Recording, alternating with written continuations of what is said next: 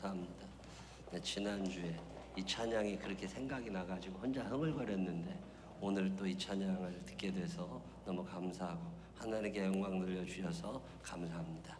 이 시간에는 음향팀 여러분 예배 잘 드리실 수 있도록 음향, 영상 이런 걸 쭉 매 시간마다 체크하는 친구들이에요. 저 방에 들어가서 나오지도 않아 이렇게 하는데 자기들도 있다고 얼굴 베드린다고 이렇게 찬양할 수 있다고 그래가지고 하라고 그랬어요.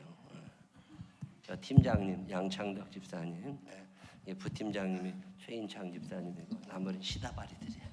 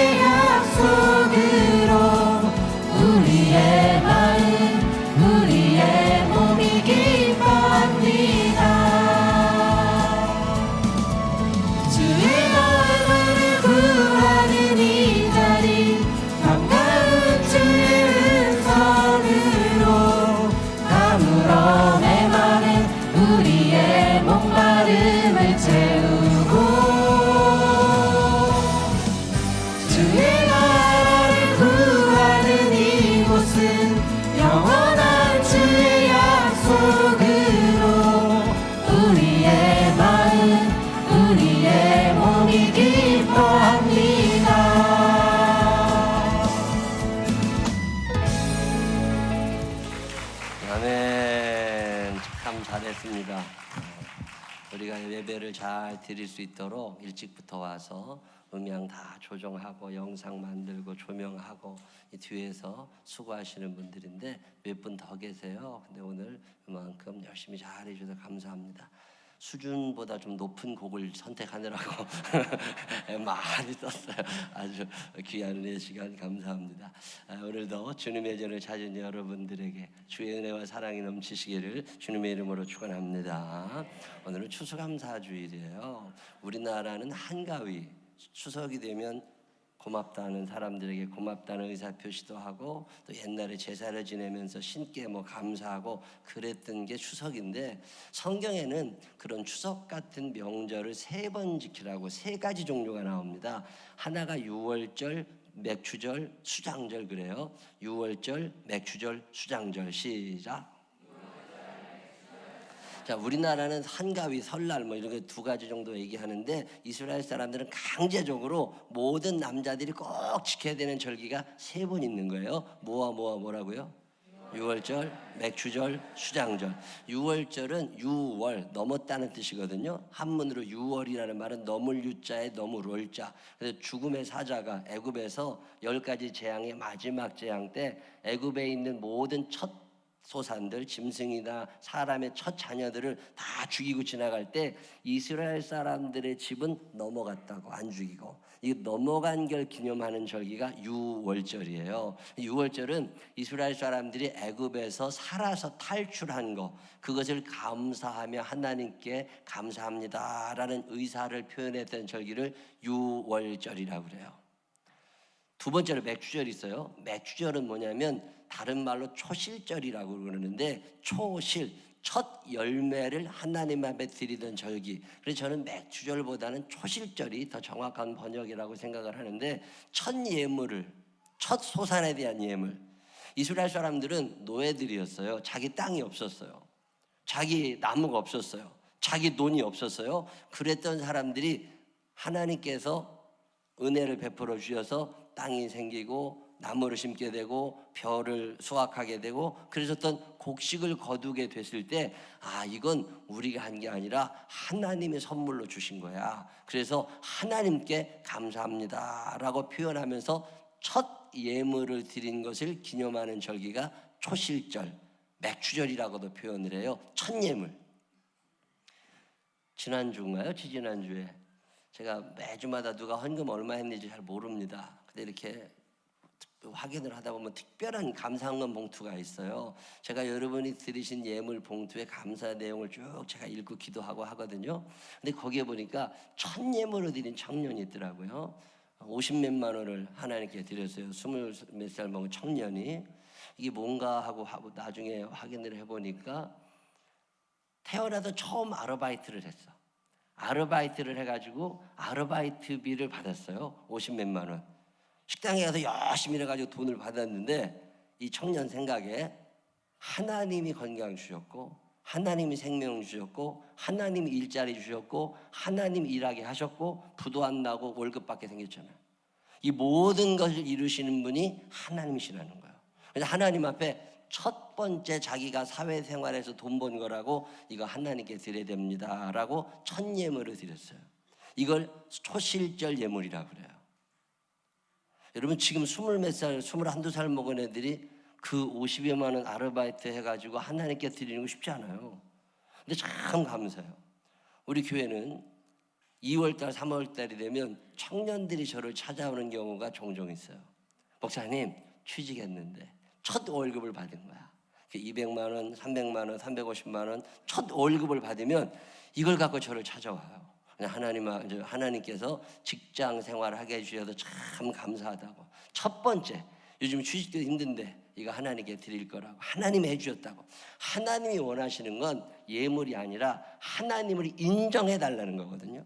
인정해달라는 거. 그래서 이 청년 아이들이 하나님을 인정하며 첫 예물을 하나님께 드려요. 참 감사하죠. 일부 예배를 마치고 끝났는데 우리 청년 여자애가 날 또 찾아와서, 목사님, 내가 초실절 첫 번째 아르바이트 한 거 떼먹었대. 근데 지금 생각이 났대, 떼먹은 거. 그래서 지금이라도 드려도 괜찮으냐고. 지금이라도 드리면 좋지. 저도 그랬어요. 저도 초실절 몰랐어요. 그래가지고서 다 떼먹었다고. 근데 어느 날 그거 다 하나님이 해주신 거구나. 그거 알고 난 다음에 나중에 드린 기억이 있어요. 그걸 맥추절, 초실절, 오순절 이렇게 표현해요. 자, 첫 번째가 뭐라고요?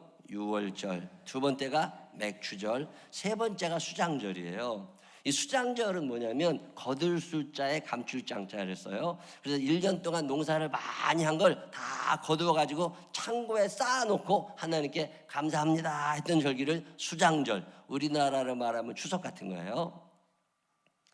이 기간이 되면 이스라엘 사람들이 다 모입니다. 근데 다 모여가지고서 추수를 할 때도 텐트를 치고 아예 나갑니다. 밖으로 논에 가서 아예 거기서 살면서 추수를 하는데, 특별히 왜 텐트를 치느냐면 자기의 조상들은 땅 한 평이 없었어요. 추수를 할 수가 없었어요. 그리고 광야 40년 동안 텐트를 치며 살았어요.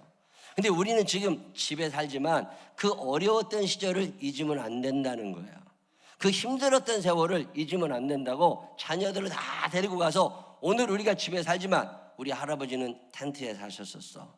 그분들의 은혜를 잊으면 안 돼. 그러면서 교육하는 기간이 이 수장절 추수감사주일이에요. 오늘은 이 추수감사주일인데, 이때가 되면 이스라엘 사람들은 늘 하나님 앞에 감사 예배를 드리고, 또 사람들끼리 고아와 과부와 나그네들과 힘든 사람들을 초대해서 같이 음식을 나누어 먹던 기간이 추수감사주일입니다. 감사는 표현할 때 완성이 돼요. 아유 고마운데 표현하지 않으면 몰라요.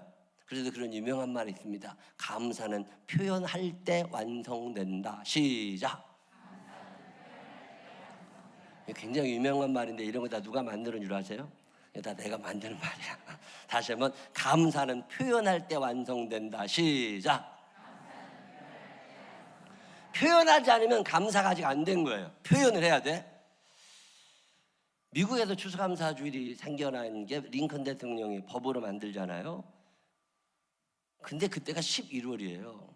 그래서 우리나라도 선교사님들이 와가지고 11월 둘째 주일인가를 추수감사주일로 계속 지켰는데, 제가 군대를 갔는데 30년 전에 그 강원도 화천에 있는 그 교회는 10월 달에 추수감사를, 그래서 목사님한테 아니 왜 11월 둘째 주일이 아니고 10월에 이렇게 추수감사주일을 지키냐고 그랬더니, 미국은 11월이지만 한국은 추석 지나서 해야 된다는 거예요. 추수감사주일을. 그랬다고 10월에 들으신다고.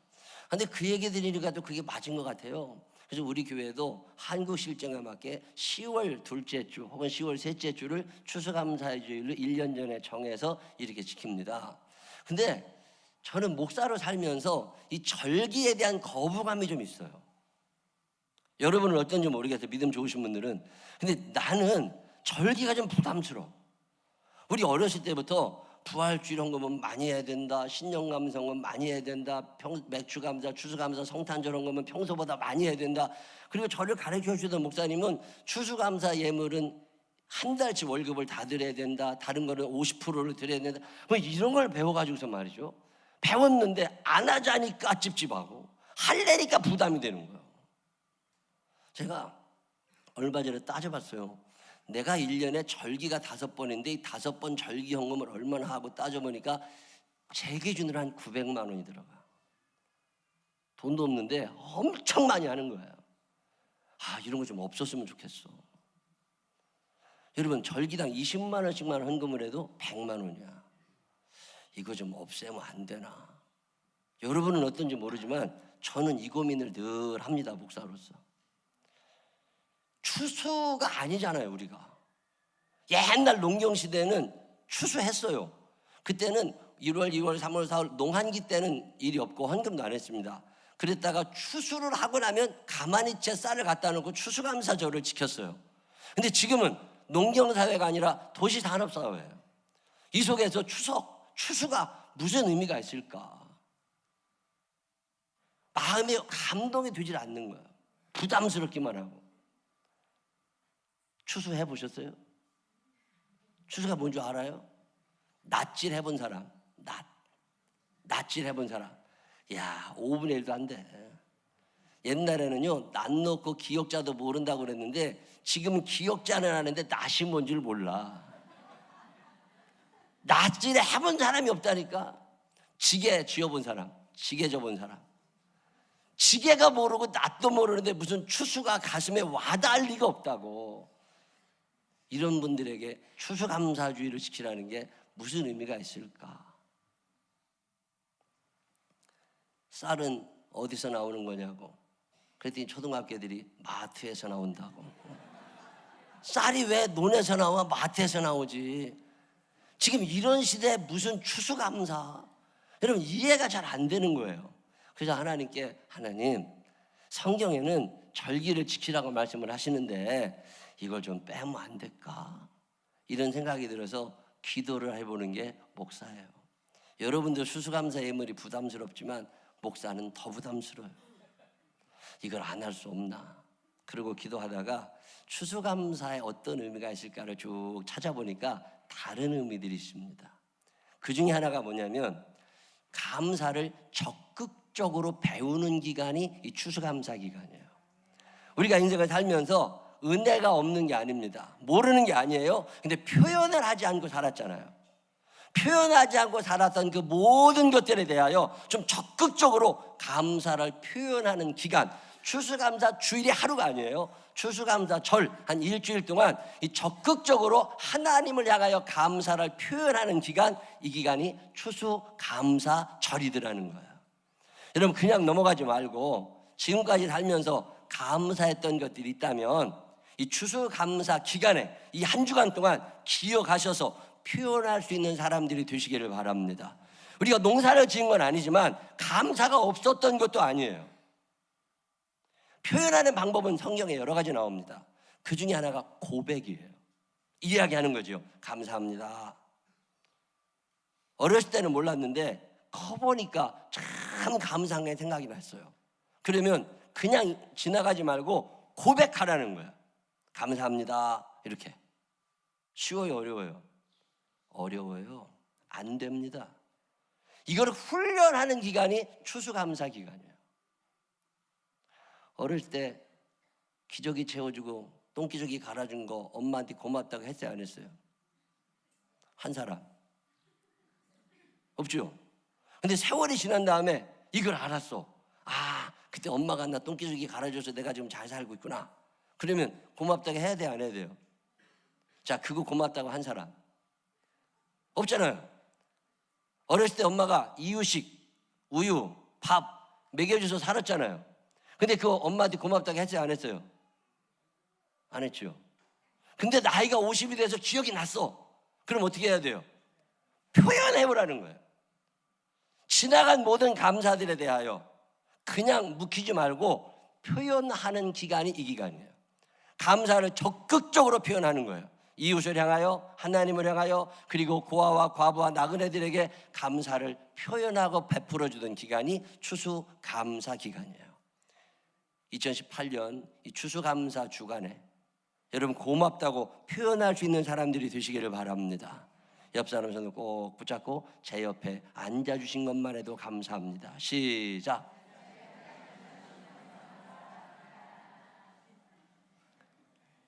고마운 걸 고맙다고 얘기를 하는 걸 훈련해야 돼요. 훈련하지 않으면 고맙다고 안 합니다. 다윗이라는 사람이 왜 그렇게 위대한 인물이 되느냐면 그는 표현의 왕자입니다. 감사합니다. 열심히 표현하던 사람이 다윗이에요.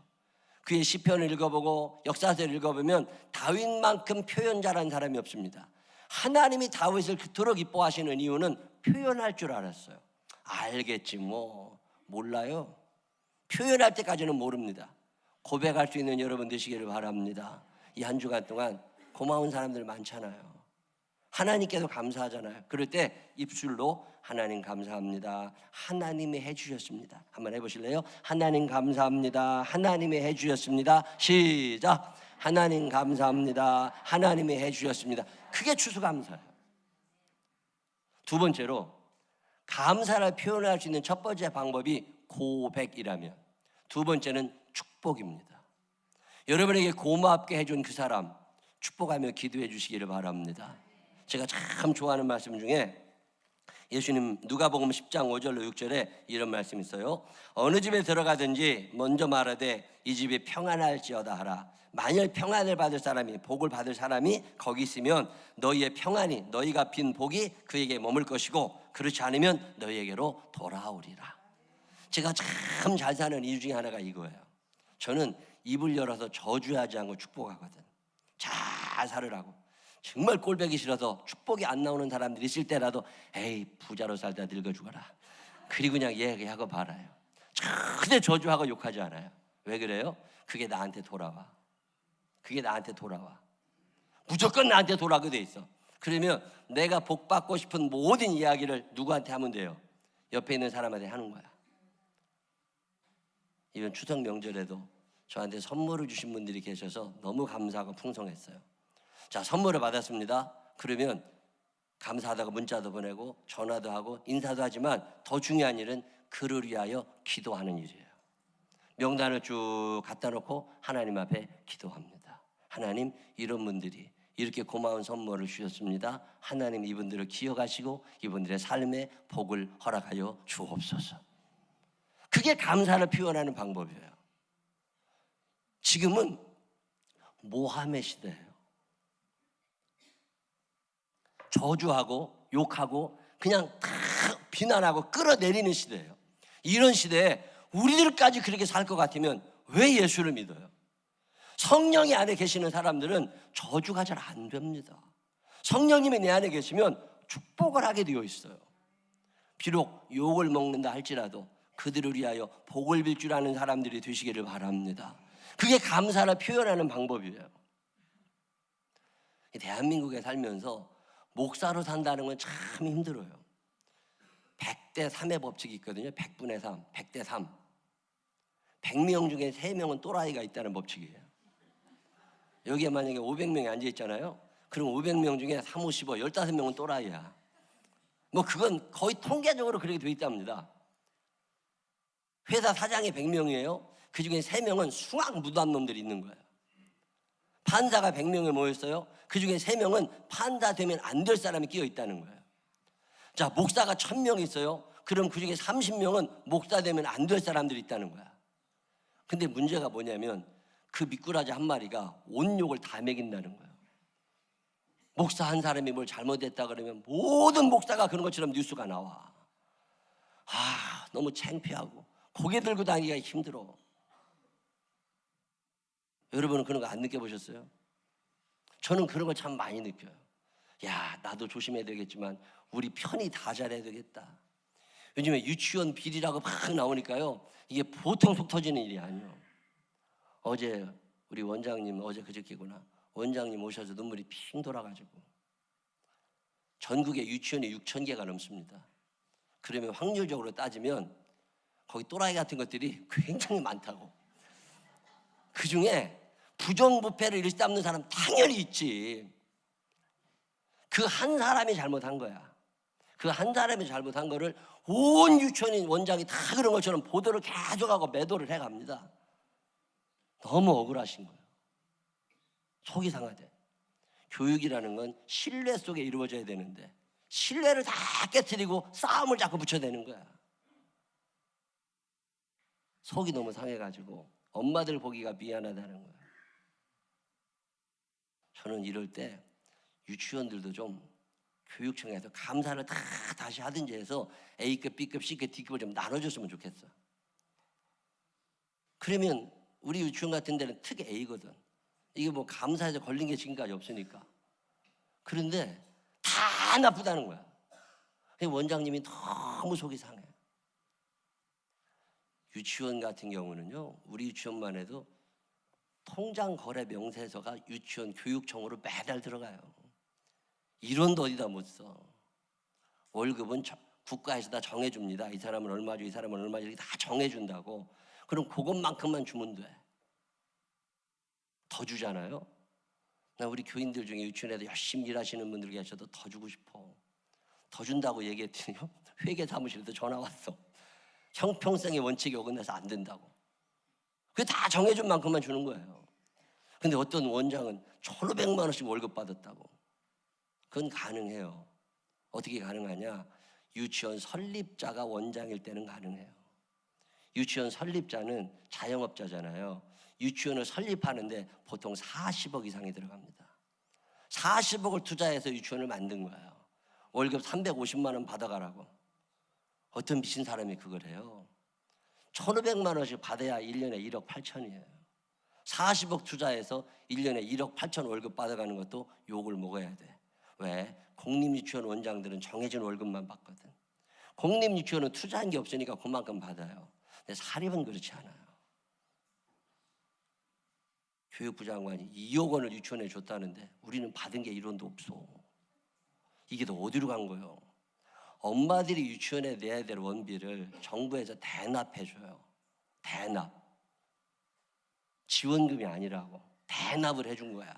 그냥 준 돈은 하나도 없어. 야, 이게 뭔가 수상하다. 세상 뉴스를 보면 다 끌어내려야 돼. 한 사람이 잘못하면 그 집단 전체를 매도해서 죽여야 돼. 이런 세상에 예수 믿는 사람들도 그렇게 살 것 같으면 뭐로 교회를 다녀요? 하나님 아버지, 세상은 그렇게 가지만 우리는 그동안 고마웠던 분들에게 감사하다고 고백하고 그들을 축복하고 싶습니다. 그래서 그 한 사람 한 사람을 기억하면서 복을 빌어주는 거, 이게 감사예요. 근데 이게 쉽지 않아요. 꼴보기 싫은 건 비기 싫은 거지. 기분 나쁜 건 기분 나쁜 거지. 근데 그렇게 따지면 복을 빌 수가 없습니다. 그래서 하나님 앞에, 하나님 아버지, 내가 연약해서, 내가 죄가 많아서 이게 잘 안 됩니다. 그러니 하나님, 제게 성령을 부어주시어서 성령의 도움으로 이 축복 기도를 하며 살게 하여 주옵소서. 그냥 시부모가 미운 날도 있고 남편이 꼴보기 싫은 날도 있고 그런 날이 왜 없겠어요? 왜 그렇게 꼴보기 싫은 날이냐? 그날은 그를 축복해야 되는 날이라 그래요. 축복할 때가 되면 비기 싫어져. 그 인간이 그토록 꼴보기 싫은 날은 내가 사랑해야 되는 날이다. 시작.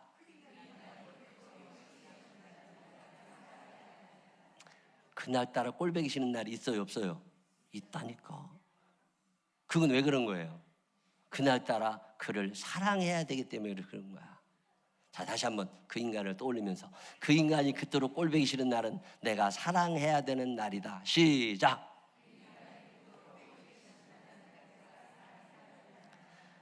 감사라고 하는 건 뭐냐면, 감사는 표현할 때 완성이 되는데 우리가 표현할 수 있는 감사의 방법 중에 하나가 축복 기도예요. 누군가를 축복하는 사람들이 되시기를 바랍니다. 목사의 큰 임무는 두 가지예요. 구약 성경에 첫째가 속죄입니다. 하나님, 우리 권사님이 지은 죄를 용서해 주세요. 하나님, 권사님이 요새 이러고 있는데 하나님 용서해 주세요. 이거를 대신 빌어주는 사람이 목사예요. 또 하나는 축복입니다. 하나님, 그분에게 이런 복을 내려주세요. 하나님, 요즘에 그분에게 이런 문제가 있는데 하나님 이 문제를 해결해 주세요. 이게 목사가 하는 일이에요. 자, 그러면 목사만 그런 게 아니라 여러분도 똑같아요. 우리들이 해야 될 일은 그를 축복하는 일입니다. 비록 그들은 나에게 돌을 던진다 할지라도 성령님의 능력을 의지해서 나는 그를 위하여 축복하는 사람, 그 사람들을 그리스도인이라고 그러는데 이게 쉽지 않습니다. 이걸 훈련해야 돼요. 언제? 추수감사 기간에. 그래도 추수감사를 꼭 지켜야 됩니다. 이 추수감사절기에 누군가를 축복하며 지내게 되시기를 바랍니다. 자, 감사를 표현하는 네 가지 방법을 설명하는 거예요. 첫 번째는 어떻게 감사하신다고요? 고백. 두 번째는 축복. 그렇죠, 축복. 세 번째는 뭐냐면 드림이에요, 드림. 하나님 앞에 마음과 뜻과 정성과 시간과 재주와 예물을 드리는 거예요. 감사합니다 라고 드리는 거죠. 생각해보면 참 잘 살고 있습니다. 지난주에만 해도 두 분의 목사님께 이런 이야기를 들었어요.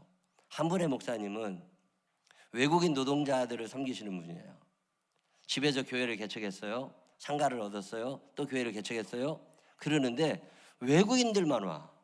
한국 사람 한 명도 안 오고 외국인 노동자들, 오갈 데가 없는 사람들을 이 목사님이 재워줬거든, 먹여줬거든. 그러니까 재워주고 먹여주니까 외국인들이 점점, 노동자들이 늘어나는데 한 30명, 40명, 50명 되잖아요. 50명 못 먹여 살립니다, 혼자.